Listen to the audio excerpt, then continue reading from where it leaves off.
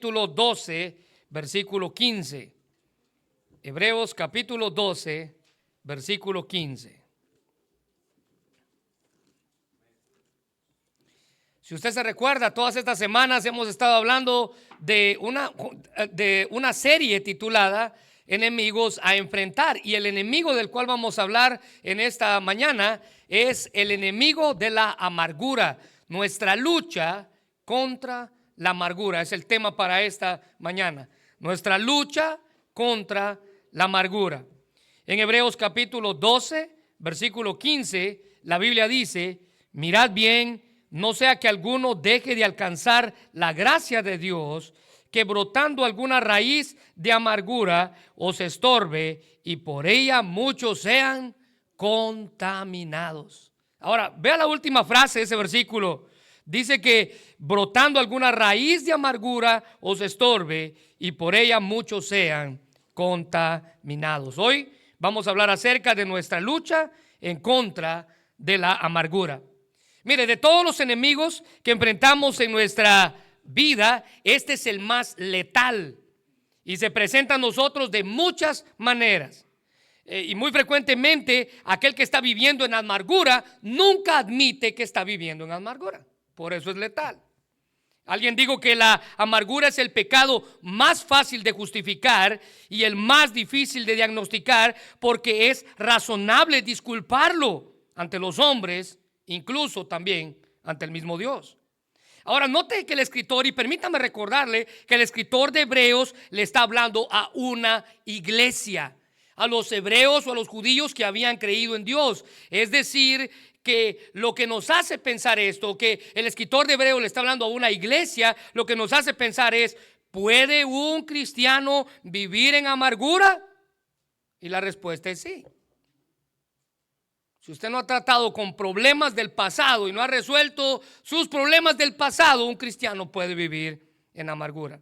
Y no solamente eso, incluso el cristiano puede hasta justificarse del por qué está viviendo así. Usa frases como: es que usted no sabe lo que yo viví. Es que usted no sabe, si me hubiera pasado aquello, si me hubiera pasado esto.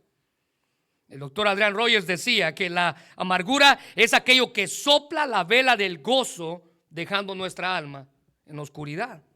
Ahora, lo interesante es que el término amargura como tal solo aparece 4 veces en el Nuevo Testamento y todas son mencionadas en un contexto de la iglesia.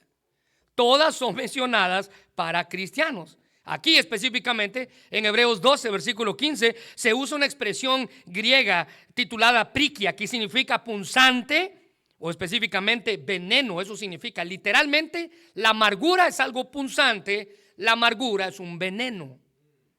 Su raíz hebrea, la raíz de esta palabra prikia, la idea denota la idea de algo pesado. Y en el uso griego clásico revela el concepto de algo fuerte, lo que pudiéramos concluir diciendo que la amargura es entonces algo fuerte y algo pesado que punza hasta lo más profundo del corazón. Algo fuerte, algo pesado que punza hasta lo más profundo del corazón. Mire, hermano, la amargura es un cinismo rencoroso que se traduce en una intensa discordia o aberración hacia los demás. Y como un adjetivo, la palabra amargo significa afilado como una flecha o picante al gusto, desagradable y venenoso. La amargura siempre está relacionada con el veneno.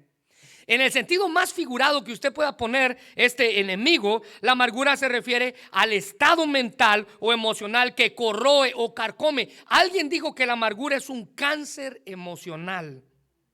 Y la amargura puede afectar a alguien que experimenta una profunda tristeza o cualquiera que actúa sobre la mente.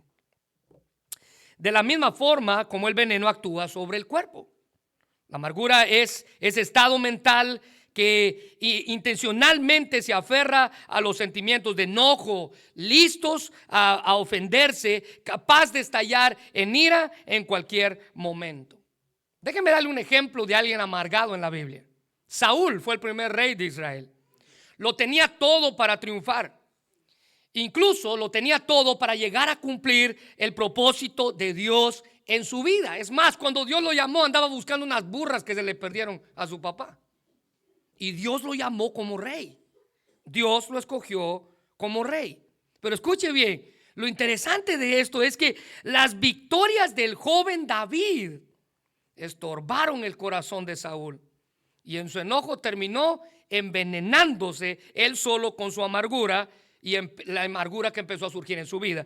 En primera de Samuel 18, 8 y 9 dice la Biblia: y se enojó Saúl en gran manera y le desagradó este dicho y dijo: a David dieron 10,000 y a mí 1,000. No le falta, o lo único que le falta es el reino. Y desde aquel día Saúl no miró con buenos ojos a David. Ahora ve esta frase: lo único que le falta, o lo único que le falta de mí, es que tome el reino. Lo que él no sabía es que Dios ya le había dado el reino a David. Dios ya le había dado el reino a David.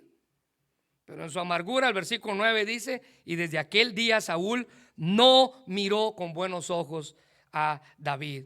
Mire, los dientes de la amargura se clavaron en su vida, cortando a profundidad, tanto que los celos hacia un muchacho, un joven David, comenzaron a carcomer su corazón por dentro.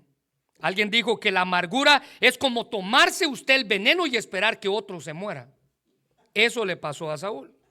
El rey Saúl, mire, desperdició sus últimos años en medio del odio y de la ira que al final terminaron amargándolo. Él no tenía paz. La Biblia dice que Saúl no tenía paz. Note cuán atribulado estaba, que estaba tan atribulado que se sentía por David, que David, siendo un joven, llegó para tocar el arpa para que el corazón de Saúl se calmara, y así fue como David pudo llegar al palacio real, para tocar el arpa que calmaba el corazón del rey, un rey amargado. Y cuando el rey, dice la Biblia, escuchaba la música del arpa, su espíritu de turbación desaparecía. Los temores, los celos, los pensamientos de asesino y una ira violenta consumieron la vida y el corazón del primer rey de Israel. Quitaron todo descanso de la vida de Saúl. El alma de Saúl estaba tan endurecida que ni siquiera podía responder a los mensajes que Dios le enviaba. David se encargó de calmar el corazón del rey, pero el rey Saúl se encargó de amontonar toda esa maldad y amargura que al final terminó convirtiéndolo en su autodestrucción. Un escritor llamado Walter Weckler dijo: la venganza no sacia las emociones de la misma manera que el agua del mar no sacia la sed. ¿Ha tratado usted de tomar agua salada cuando tiene sed? Nunca va a calmar su sed. Ahora la pregunta ¿es usted una persona amargada? No se preocupe, que al final vamos a hacer un pequeño test, pero al amargado le cuesta admitir, le dije, que es víctima de su amargura, aunque todo el mundo a su alrededor ya se dio cuenta que es un amargado. Tiene tanto veneno para esparcir que cuando escupe en el suelo parece que el pasto nunca más vuelve a surgir ahí, como que se seca el pasto.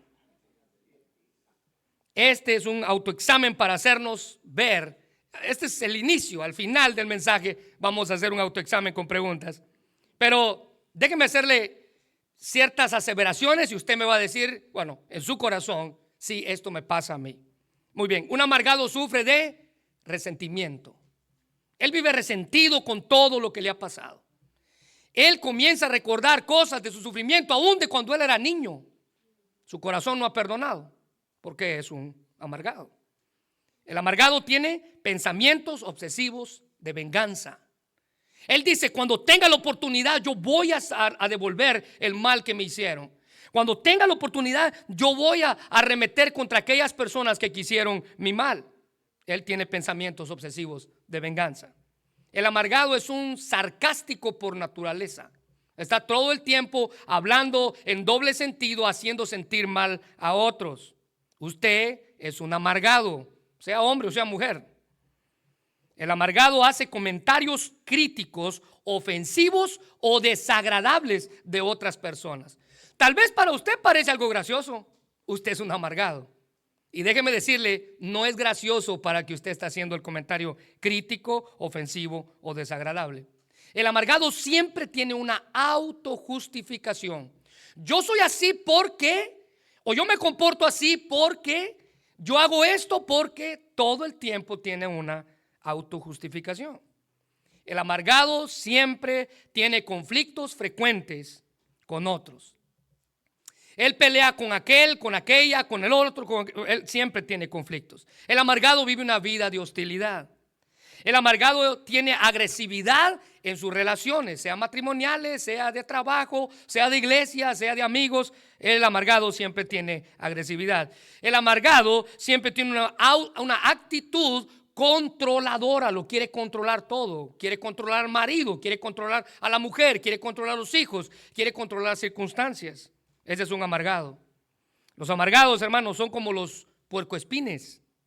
Tienen muchos puntos buenos, pero tienen muchos puntos buenos para explicar su amargura, pero es difícil estar cerca de ellos, porque esas puntas siempre van a herir a otros. Mire, cuando Noemí, la suegra de Ruth, volvió para Belén, la Biblia dice en Ruth capítulo 1, versículo 19 y 20, anduvieron pues ellas dos, está hablando de Ruth y de Noemí, hasta que llegaron a Belén. Y aconteció que cuando habían entrado en Belén, toda la ciudad se conmovió por verlas a causa de ellas. Y decían, ¿no es esta Noemí? Que de paso les digo que Noemí significa placentera. Tiene que ver con simpatía, deleite, esplendor, gracia. Eso significa Noemí. Y la gente preguntaba, ¿no es esta Noemí? En el versículo 20 dice, y ella respondía, no me llames Noemí, sino llámame Mara, porque en grande amargura me ha puesto el Todopoderoso. Noemí pasó de ser Noemí, placentera, simpática, esplendor, gracia, y ella misma se convirtió en Mara, que significa amargura. Amargura. ¿Ha conocido usted una señora que se llama Mara? Sí, esa señora es Doña Amargura, Doña Mara. Bueno, venga, ella pasó de ser placentera a ser amarga. El principal peligro, hermanos, de sucumbir ante la amargura es permitir que la amargura gobierne nuestros corazones. Y es que es un espíritu que se niega, les dije, a reconciliarse con Dios y a reconciliarse con otros. Es un enemigo letal al cual podemos hacerle frente únicamente con la gracia de Dios. La Biblia es clara en presentarnos el daño que la amargura produce en nosotros. Y la primera cosa que vamos a ver a la luz de este pasaje, hablando de nuestra lucha contra la amargura, es que la amargura es un enemigo interno.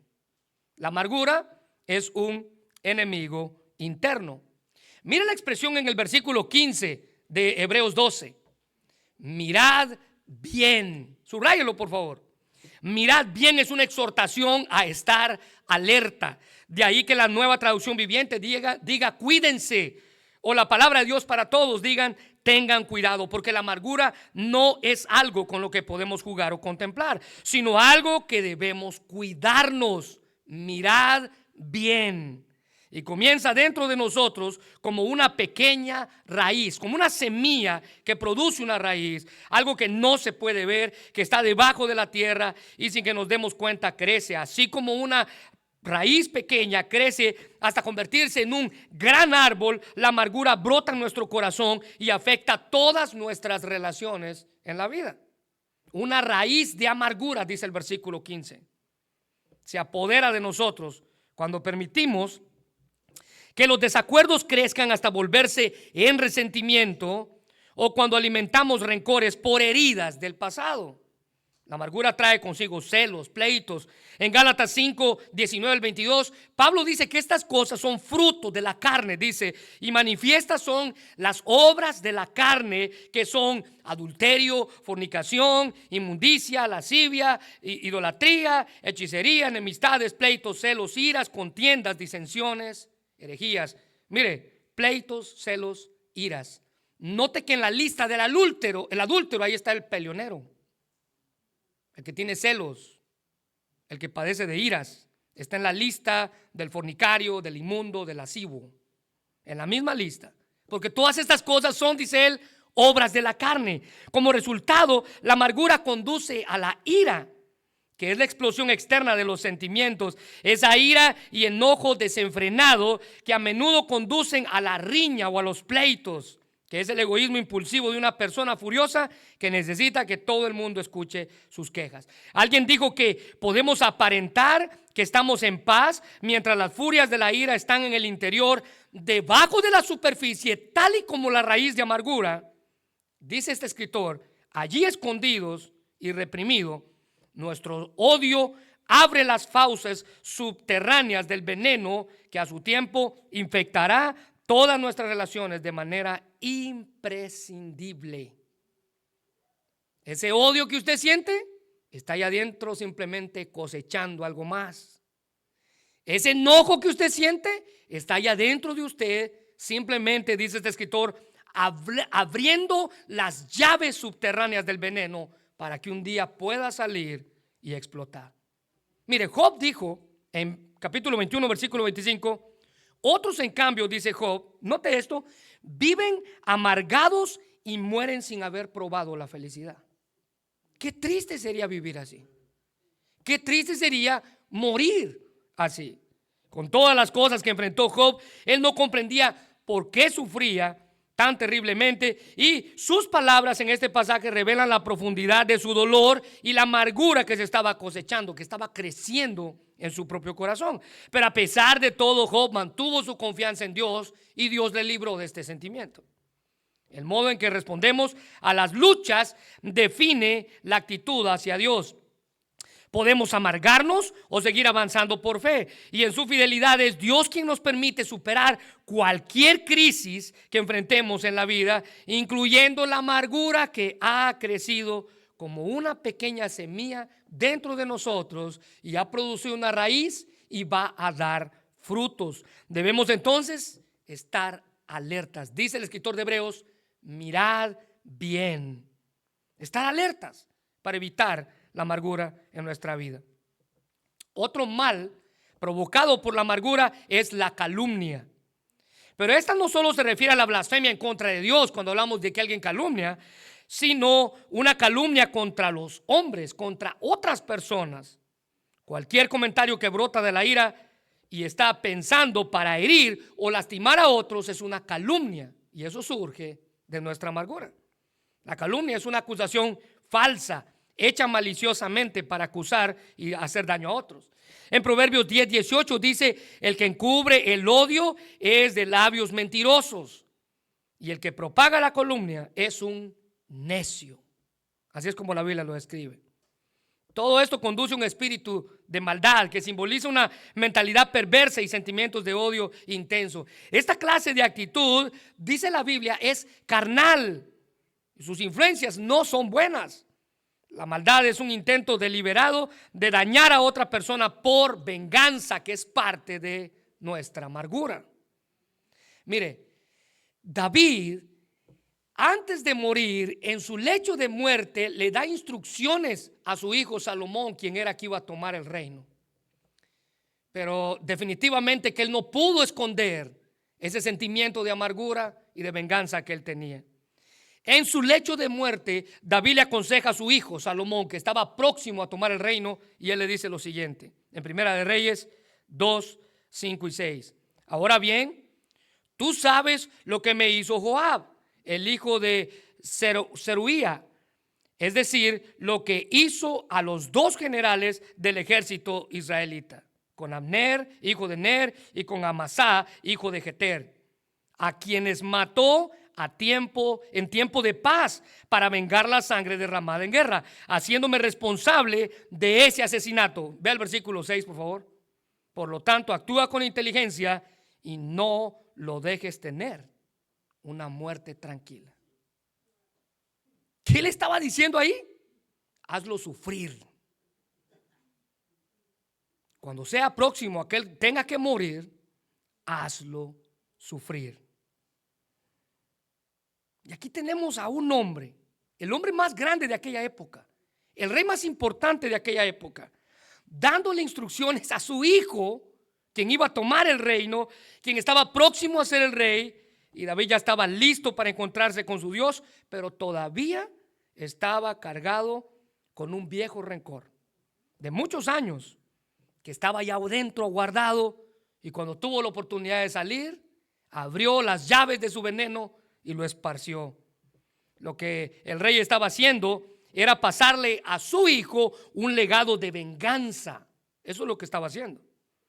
Y este es el lado oscuro en el que todos podemos caer, y uno que ninguno de nosotros queremos ver. Es el lado que todos tenemos y que preferimos no enfrentar. Pero la lucha está ahí. Nuestra lucha contra la amargura. El resentimiento es una criatura, decía un escritor, horrible y deformada.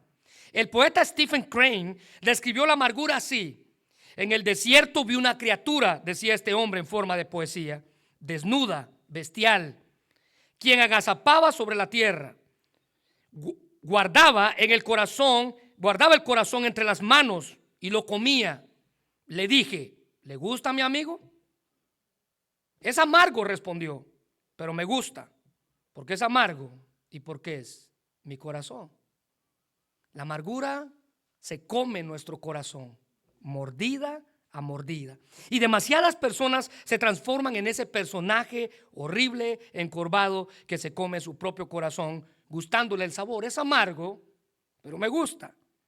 Pero lo que no se dan cuenta es que la amargura dentro de ellos nunca se satisface y todo el tiempo quiere más. La persona que es amarga a menudo es resentida, cínica, cruel, indiferente, implacable, desagradable como para estar con ella. Y cualquier expresión de estas características literalmente es pecado delante de Dios. Son características de la carne, dice el apóstol Pablo, y no del espíritu. Así que usted ahí tiene que la amargura es un enemigo interno. Pero en segundo lugar, déjenme darle otro dato de este enemigo llamado amargura. La amargura es un enemigo destructivo. La amargura es un enemigo destructivo. Los psicólogos nos dicen que la raíz de la amargura se cultiva en un gran costo. Cuando elegimos aferrarnos a nuestro resentimiento, renunciamos a nuestro control de nuestro enojo. Cuando usted abraza el resentimiento, usted renuncia a controlar su enojo. Cambiamos la frescura de un nuevo día, decía un escritor, con todas sus posibilidades por el dolor del pasado. Y con demasiada frecuencia nos comemos poco a poco el corazón de alguien. Probablemente que esté lejos de nosotros, o probablemente alguien que ni siquiera se ha dado cuenta de por qué usted está enojado con él. De esa manera ponemos en riesgo no solamente nuestra salud espiritual, sino también nuestra física. Hablando de la amargura, alguien dijo, crece, distorsiona la realidad, nos mantiene encadenados al pasado. Como el aire malo no solo contamina a la persona amargada, sino a aquellos que toman contacto con ella. Mire lo que dice Hebreos 15, por favor, en su Biblia. Dice, una raíz de amargura nos estorbe, y por ella, subraye esto por favor, muchos sean contaminados. Muchos sean contaminados. La versión Dios habla hoy dice, y envenena a la gente. Y la versión Palabra de Dios para Todos dice, y puede perjudicar a todos. Es como un veneno que se esparce a todo lo que tiene contacto con él. Todo lo que hace contacto con el amargado se infecta con ese veneno, como una enfermedad contagiosa. Está metido en lo más profundo, pero puede contaminar en la superficie a todo aquel que se acerca a él. En Hechos 8, 22, 23, dice el escritor, abandona esta maldad tuya y ruega a Dios para que si te perdone el haber pensado así. Versículo 23, porque veo que estás lleno de amargura y de maldad, que la maldad te tiene preso. Note esa frase, y la maldad te tiene preso. La amargura es una cárcel. La persona que es presa de este enemigo de la amargura está llena de ella. Y como cristianos hemos sido llamados a estar llenos del Espíritu Santo, no llenos de amargura. No importa cuánto tiempo usted tenga en el Evangelio, usted ya tuvo que ser libre de su amargura. Pero cuando dejamos que el resentimiento tome control sobre nosotros, nos llenamos de amargura, convirtiéndonos en nuestra propia cárcel. Es destructiva, les dije. En Efesios 4, 26, 27 dice, airaos, pero no pequéis, no se ponga el sol sobre vuestro enojo, ni deis lugar al diablo. Y la Biblia no nos dice que debemos de evitar sentir enojo, porque está dentro de nosotros. Es un sentimiento, al igual que la risa, al igual que la tristeza. Está allí. Pero lo que la Biblia sí señala y destaca es que debemos saber controlar nuestro propio enojo. Airaos, pero no pequéis. Enójense, pero no pequen. Si somos descuidados al hablar, el enojo va a herir a otros, va a destruir relaciones. Y si nos guardamos esos enojos dentro de nosotros, va a motivar a la amargura y nos va a comenzar a destruir por dentro. Pablo nos dice que debemos enfrentar nuestro enojo de inmediato, dice Pablo, de modo que podamos construir relaciones antes que el mismo enojo las destruya. Si alimentamos nuestro enojo, daremos a Satanás la oportunidad para dividirnos. Dice el versículo 27, ni deis lugar al diablo. Mire, le voy a hacer una pregunta que no tiene que responder, pero ¿está usted molesto con alguien en este momento? Usted tiene que arreglarlo. ¿Qué puede usted hacer para resolver sus diferencias? No deje que termine el día, dice Pablo, sin que usted empiece a hacer algo para solucionar ese conflicto y salvar su relación. Porque el enojo es egoísta, indisciplinado, vengativo, es pecaminoso y no debería de formar parte del carácter de un cristiano, ni siquiera de manera temporal. Pablo dice, no permitas que un día se pase y tú no arregles eso con alguien más, ya que puede dar paso a la amargura, el resentimiento y la autojustificación. Mire, cuando usted aguarda un enojo dentro de usted, de aquí a una semana usted ya va a poder justificarlo. Yo estoy enojado porque, y lo justifica. ¿Se da cuenta qué fácil es? Así la amargura trabaja en nuestra vida. Y es ahí cuando le damos, dice Pablo, lugar al diablo, quien con toda intención, él con toda intención del mundo puede agriar nuestra vida, volviéndonos amargados. De ahí que Pablo nos instara a no dejar que pase un solo día que estemos enojados con alguien, porque el resentimiento crece y la amargura emerge en un corazón que está herido. Pablo utiliza un imperativo: no dejen que pase un día. En estos dos versículos Pablo utiliza imperativos que nos ayudan a entender acerca de la amargura. Un imperativo es una orden para hacer, un mandato.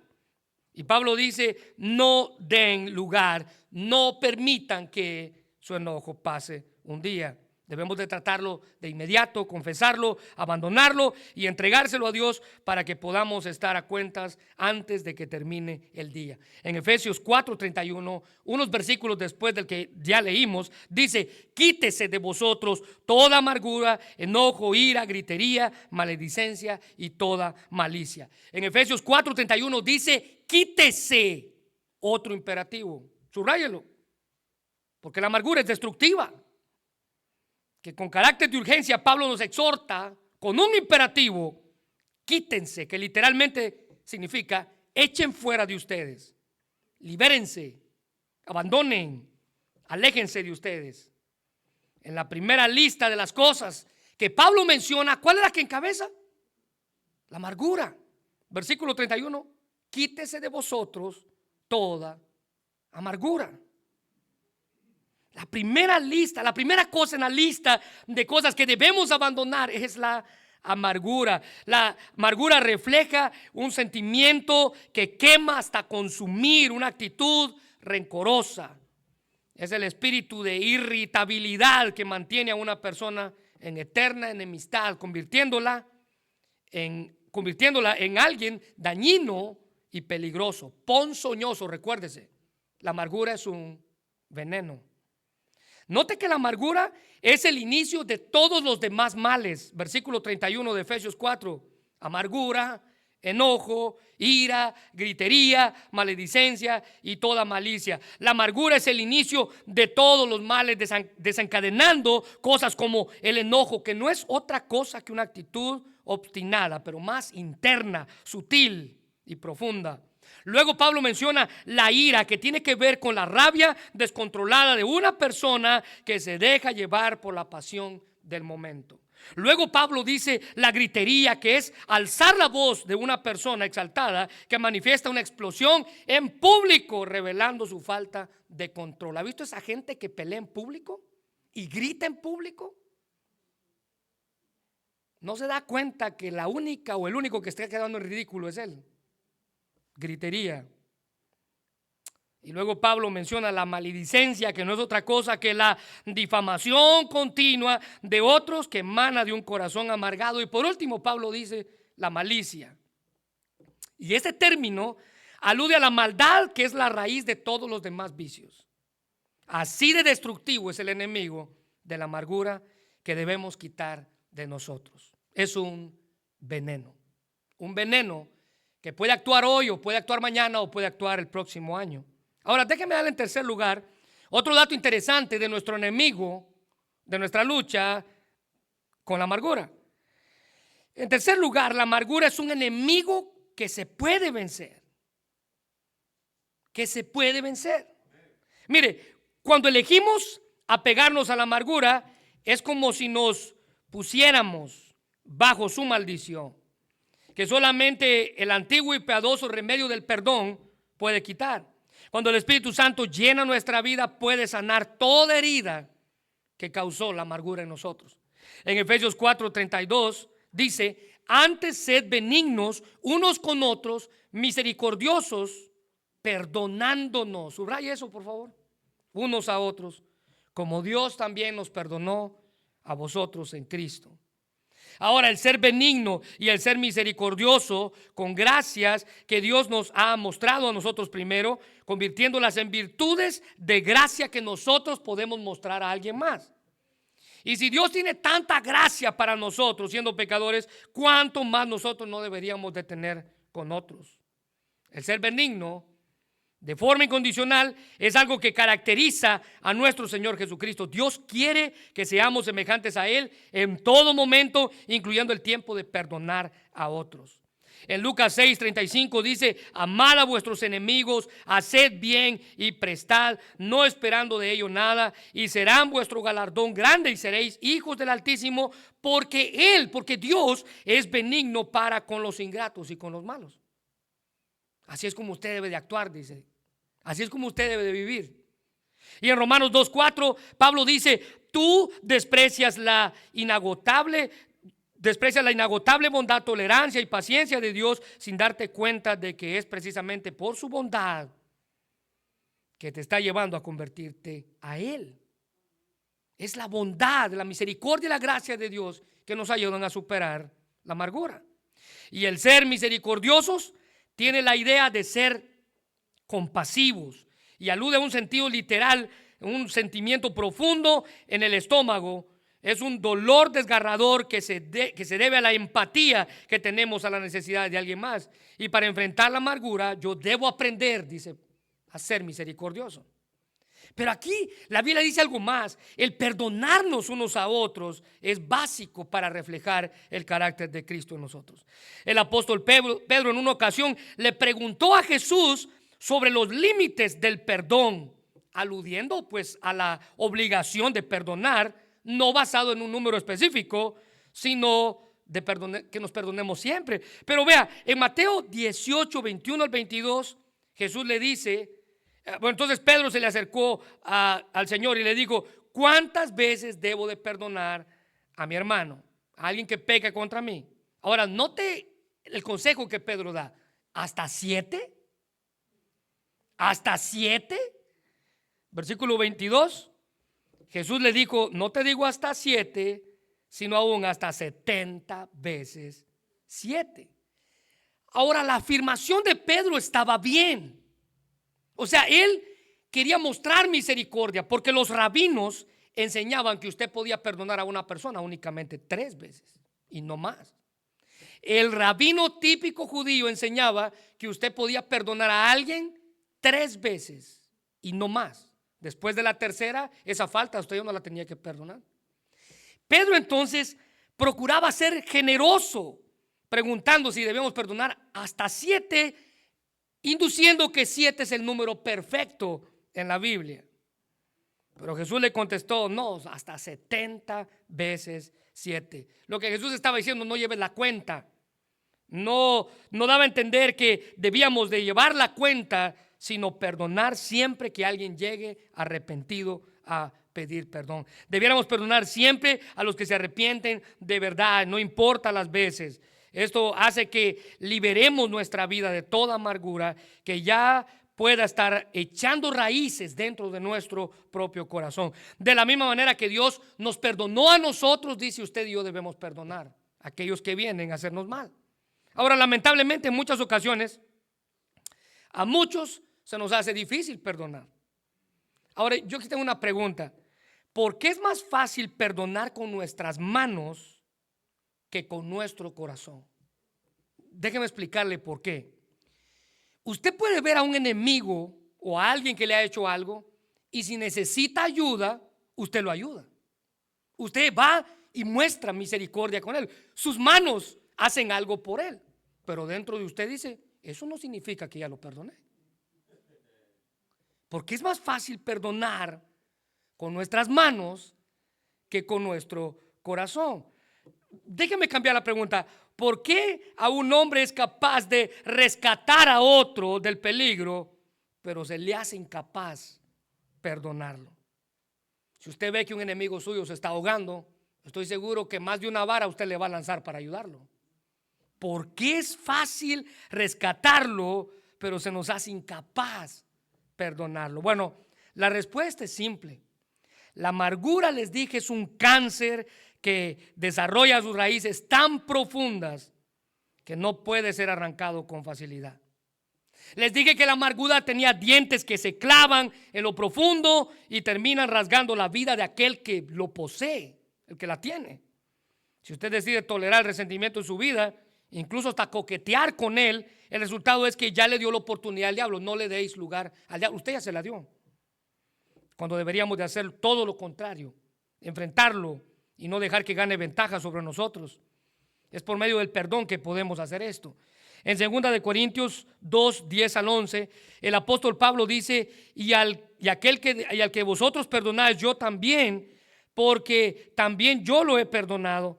Si algo he perdonado por vosotros, lo he hecho en presencia de Cristo, para que Satanás no gane ventaja alguna sobre nosotros, pues no ignoramos sus maquinaciones. La amargura profunda es como la sanguijuela que se mete en su corazón y está chupando la sangre de él. Usted no puede jalar una sanguijuela de golpe porque parte de ella queda dentro de usted. Necesitamos quitarla con cuidado y precaución, dejando que la gracia de Dios tome control en su vida y usted pueda ser libre de este enemigo de la amargura. 1 Corintios 6:11 dice, pero esto erais algunos,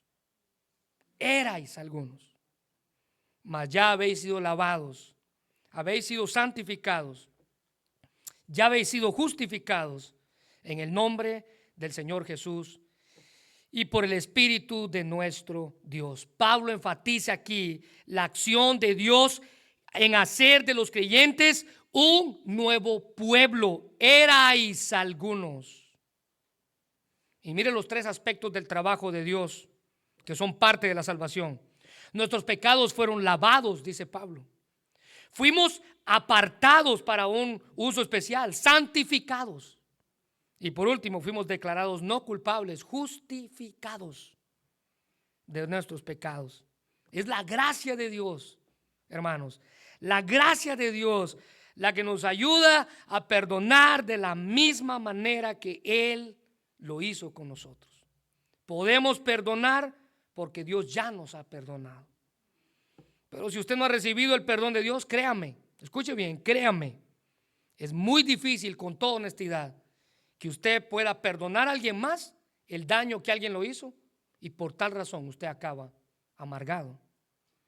Déjeme terminar con esto. La amargura es un ácido que destruye el contenedor donde se guarda. Y eso somos nosotros. Es un enemigo destructivo. Hiere todo lo que se le pone a su paso, lleno de veneno mortal. En ocasiones el efecto dura un tiempo hasta que haga efecto, pero siempre termina haciendo daño. Hace un tiempo atrás, estábamos trabajando en Oxford, en la pintura, y fuimos a trabajar a una casa llena de avispas. Avispas por todos lados. Ahora, no entiendo cómo esa casa no habían tenido precaución, principalmente porque los dueños eran ancianos como de 80, 90 años de edad.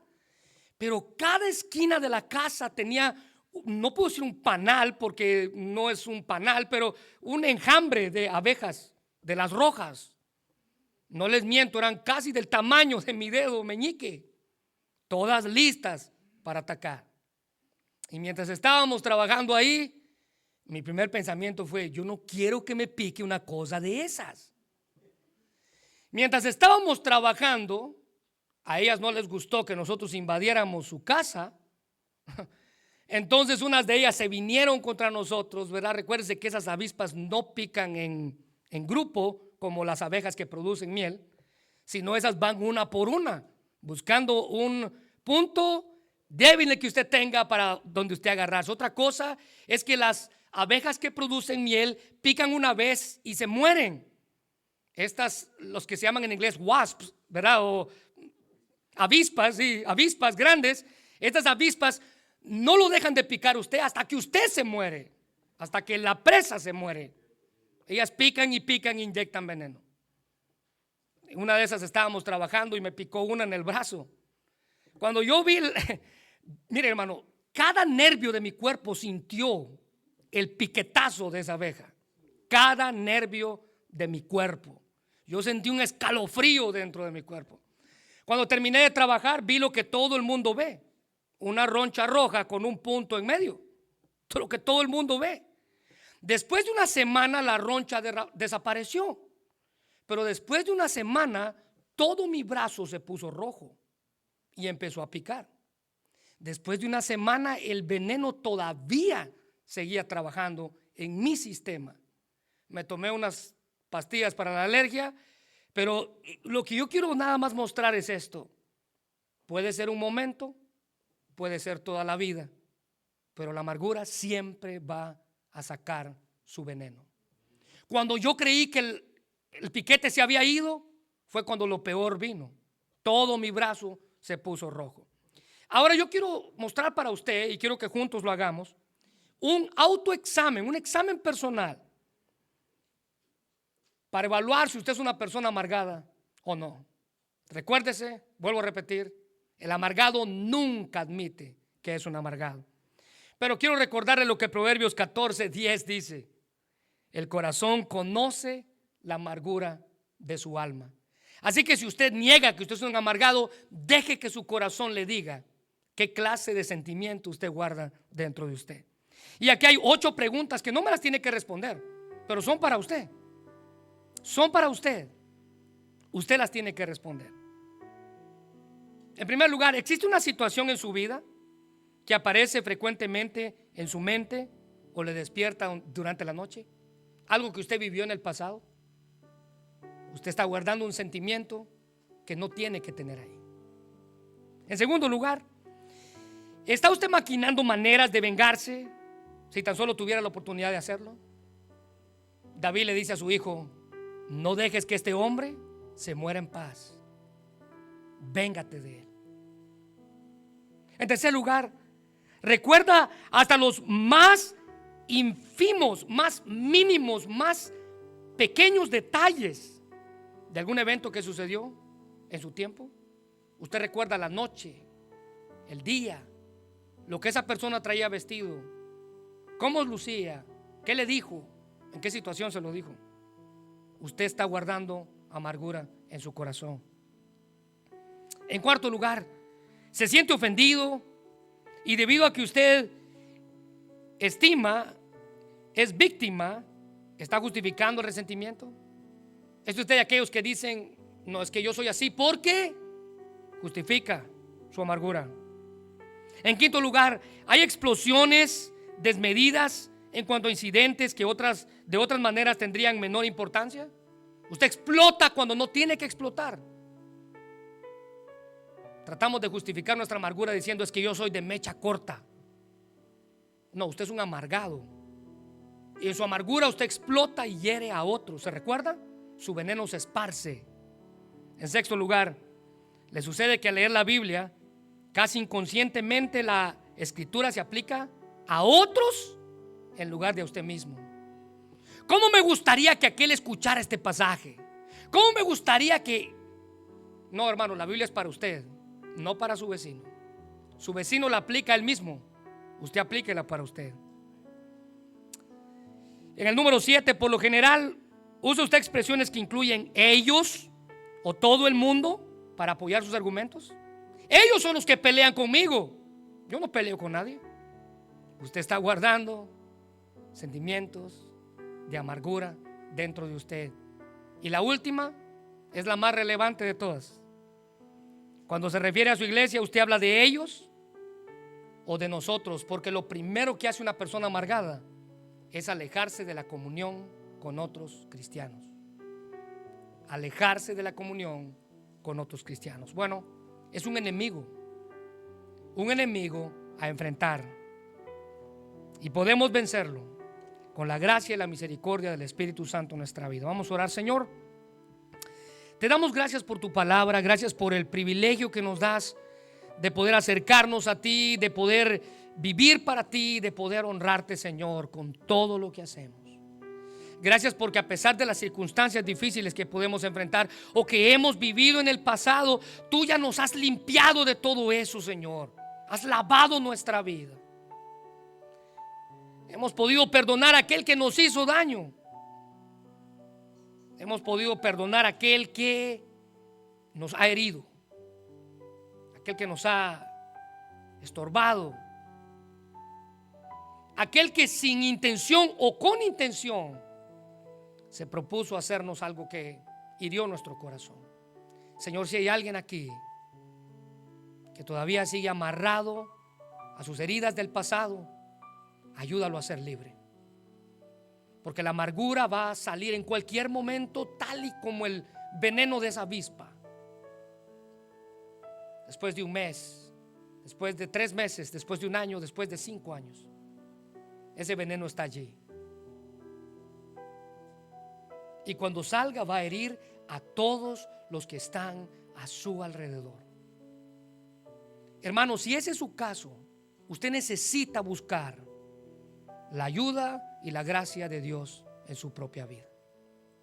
Si hay algo en usted que todavía necesita entregarle a Cristo, porque está amarrando su corazón a su amargura, usted puede decirle: Dios, ayúdame a ser libre de esto. Y la Biblia dice: conoceréis la verdad y la verdad nos hará libres. Dios, gracias por tu palabra y gracias por el privilegio que nos das de escucharla. Ayúdanos a nuestra lucha contra la amargura y a poder vencer. Y si hay alguien aquí, Señor, que aún no te conoce, permite que tu palabra pueda obrar en su corazón y esta persona pueda llegar a conocimiento de la verdad y pueda entregar su vida a ti, Señor. Gracias por Jesús y por su sacrificio en la cruz. Y es por medio de esa cruz que todos podemos encontrar libertad. Gracias, Señor, en esta hora, en el nombre de Jesús. Amén.